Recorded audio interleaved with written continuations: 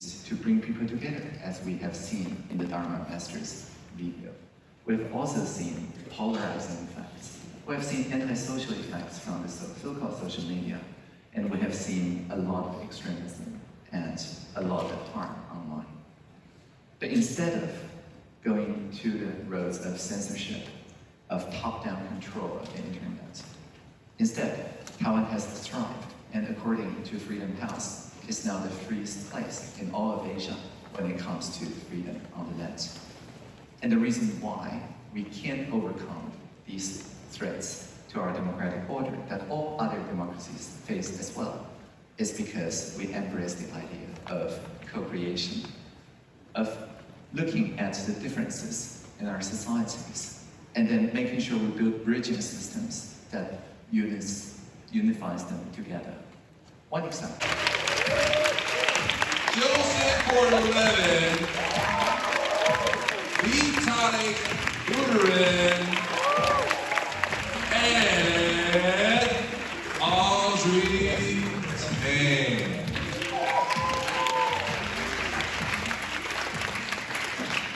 Family, I'm so happy to be here and really enjoying my time, so thank you for having me here.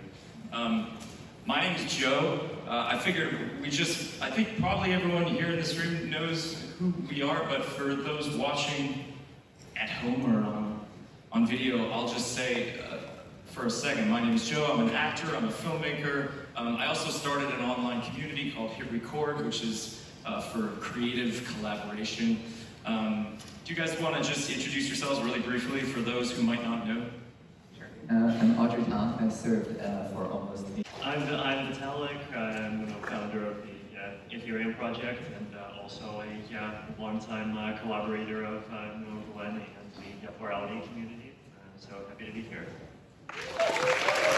So that's the first thing I want to ask you all is, Audrey, Glenn, what makes you optimistic in today's world? Yeah, 10 years ago in Taiwan, the trust level between our citizens and the administration and the democratic process was around 9%. So it wasn't very high 10 years ago. And there was rampant polarization. And again, a lot of it can be attributed to the kind of incoming social media negativity, polarization. Polarization, as an American, I don't know what you're talking about. Okay, right, of course, right. But as I mentioned, we, instead of censoring anything, instead of doubling down on lockdown or things like that, we instead cultivated this idea of civic participation, of making sure that people, even younger than 18, have full means to participate in policy making, citizens initiatives, and so on. Nowadays, I think by this year, the trust level is easily above 60%. According to the International Civics and Citizen ICCS test, optimism basically says you're going to like what you're going to get, and pessimism says you're not, you're going to get what you don't want. And neither of them really give you much choice or agency or participation. Audrey was born with a heart condition that meant that when she got agitated or angry, she might die until the age of 12. Does that leave one optimistic? Does that leave one pessimistic? I think maybe it leaves one strong and resilient and ready to pivot and meet challenges and survive. And I think that's what I want. I want our societies to be ones that don't wait around for things to happen to them, that take responsibility and agency. Can we just jog back for a second? Is optimism different from that of what you're contrasting with the Silicon Valley?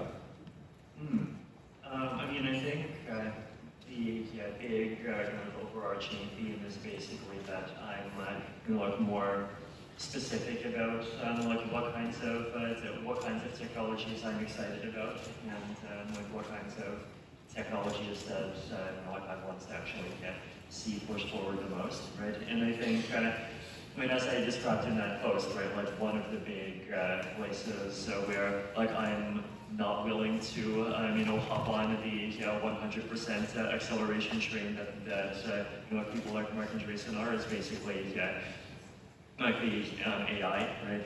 And basically, like asking the question, like, if we actually are at a place where we're potentially only 5 or 10 years away from like shit hitting the fan in an extremely serious way, then like that's like not something to like make like jokes and like weird tweets about thermodynamics about, right? And so and one of the things that I thought at the time that like people really needed is like some kind of vision that is both not the kind of what they would call the decel vision, the vision that like the best that we can possibly get for the world is like roughly what we have now, but maybe with less greed and more public healthcare, and at the same time also not the vision that just like says humanity's destiny is like to go forward and let itself get replaced with whatever wins the natural selection game, even if it's like a big hypercube of silicon tiling the entire galaxy. And that's like basically, like I think there was that missing space, right? That space of like a vision that is willing to be very optimistic about technology and seeing a lot of the positive potential, but where like at the same time, like there's ideas. So one of the core themes I had in the DIAC post is like basically this like defense and offense balance, right? Basically the difference between technologies that can make it easier for people to attack each other, and which includes physical attacks. It can also include like attacking in very metaphorical ways, and technologies that make it easy to defend for people to defend each other. And one of the core ideas I had is basically that like democratic and pluralistic society thrives best when the defense side actually is stronger, right? And the analogy is like, well, what is like every classical liberal's favorite country? It's basically Switzerland. What is Switzerland surrounded by? Basically impenetrable mountains, right? And so meanwhile, where do you see governance dystopias? And a lot of the time it's like these big, vast expanses of like 2,000 kilometers of like pretty much empty space where like horse archers can just run across and no one can stop them, right? And so the question is like, well, can we look at aspects of our world and like actually try to make the defense side of that equation more favorable, right? And that goes a lot beyond the physical, right? Like I think there's a lot of these discussions about the digital side of things, right? And on the digital side of things, I think it's become common to start analogizing, like social media as being this kind of war of all against all. Berkeley, which is sad to see. A lot of the plurality movement, a lot of what we write about in the book has to do with democracy. It reminds me of this one conversation I had with, and Vitaly, I was reminding you because I know you have a Russian background. I was having a conversation with a Russian cab driver one time, and we were talking about the difference between Russia and the United States. We're talking about the difference between a democratic government versus an autocratic government. And this cab driver said to me, yeah, well, the Russian people don't want a democracy. The Russian people prefer a strongman, authoritarian leader. Now that's just one cab driver's opinion. I'm not saying he's right, but it struck me. It stuck in my memory. And since we're here talking about democracy, I was curious just to ask you, Vitaly, with a Russian background, do you agree with this cab driver at all, or? I mean, I think in a lot of political discourse, especially there's this tendency to try to play up these indelible 1,000-year traits of civilization states or whatever. I think a lot of the time the things that drive people's thinking and decisions are much simpler than that. It's like basically the pressures that they grow up with, the ideas that they have around things that they see and things that happened often more than just within the last 30 or 50 years. And things before that, you know, when they have influence, it's more like they have influence by being a story that everyone knows.